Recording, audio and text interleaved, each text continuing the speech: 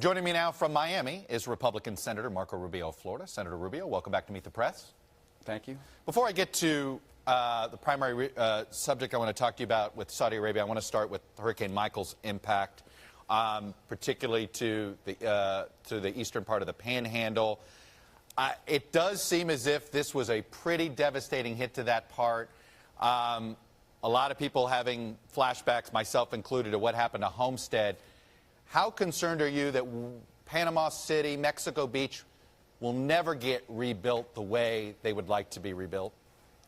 Well, you use the exact analogy I've used, and that is Andrew. I think you and I both lived down here during that period of time, and it's the closest thing that I can remember in terms of Panama Beach and what it looked like, Panama City, I'm sorry, what it looked like when I saw it. I didn't get to Mexico Beach. I was at the EOC down there, the Emergency Operations Center. The drone had just come back, so we had the fresh images. And it basically is a total wipeout. And it's hard to imagine it ever being able to recapture the exact identity it once had. It'll be rebuilt. It'll all be rebuilt at some point. But it's going to take a long time. In terms of electricity in Panama City, that whole grid has to be rebuilt. It's not restoration. But I want to tell you what I'm really most concerned about, and I'm concerned about all of it. There are a lot of inland areas, some of these poor rural counties to the north of there. These counties took a devastating hit, and we are talking about poor people. Many of them are older, miles from each other, isolated in many cases from roads, including some dirt roads that are cut off right now. We haven't been able to reach those people in a number of days, and I know they're doing the best they can to get to them, but I'm really very concerned Is there more about that Is there more of the federal government? Is there more resources you want from the feds here? Is there some military support that's necessary here in order to speed up the ability to get to some of these communities? Maybe, and it's available. What people forget here, and I always want to remind them, is when it comes to a hurricane, the state government is in the lead. It is the state government who's in charge of the response. The federal government stands in support. The state government tells the federal government, we need this and we need that. So far, I have not heard of anything the state government has asked for that the federal government has not stepped forward to provide.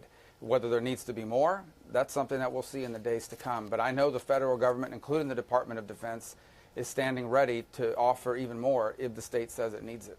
I know that political norms get erased all the time now, but one of the norms got erased in Florida, which was in the middle of a hurricane coming and hitting the shores, there was always this ceasefire on television. No political negative ads. That didn't happen this time. You had the Republican Party running negative ads against Andrew Gillum. You had some super PACs running negative ads against both Rick Scott and Bill Nelson. Is this just par for the course, or would you like to see this sort of put back into place? Should the candidates be more steadfast in taking politics out of hurricanes? Yeah, look, I don't think anything's ever going to be the way it once was, especially at the eve of the election. We're 4 weeks away. My fundamental question is whether politics is standing in the way of dealing with a hurricane. That would be the one thing I'd have a real problem with.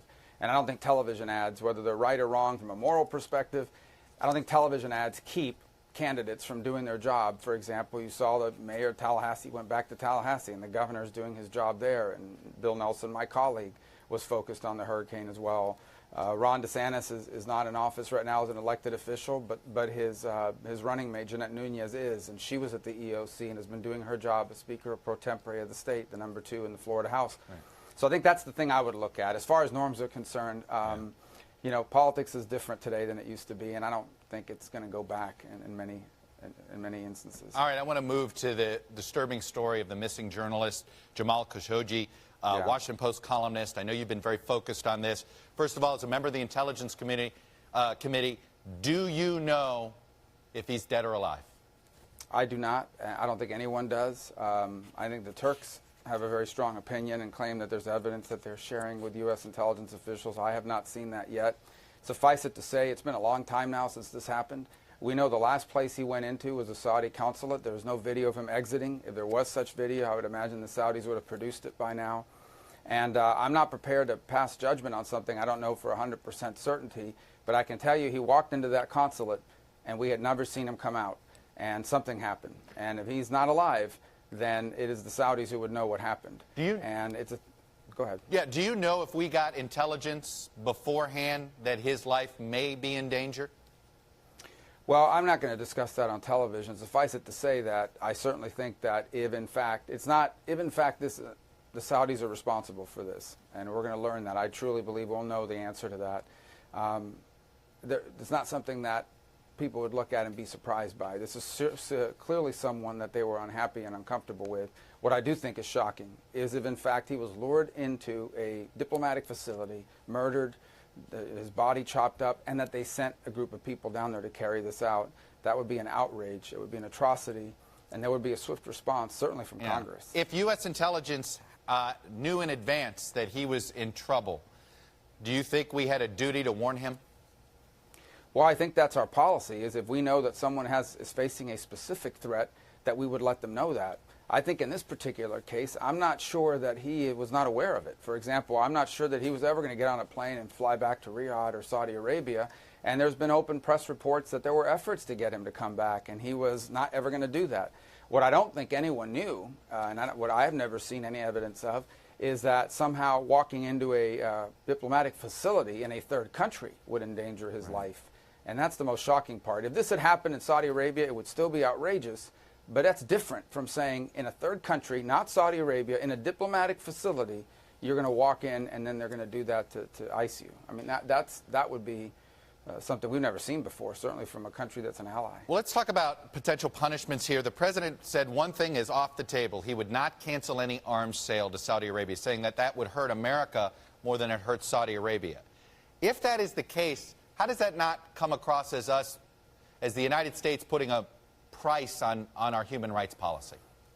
Well, I would have phrased it very differently. Arms sales to Saudi Arabia are important, not because of money, but because he's right when he says they'll buy it from somebody else. And when they buy it from us, they need replacement parts, they need training, they need the sort of things that give us leverage over them. So there's advantages to arms sales that have nothing to do with money.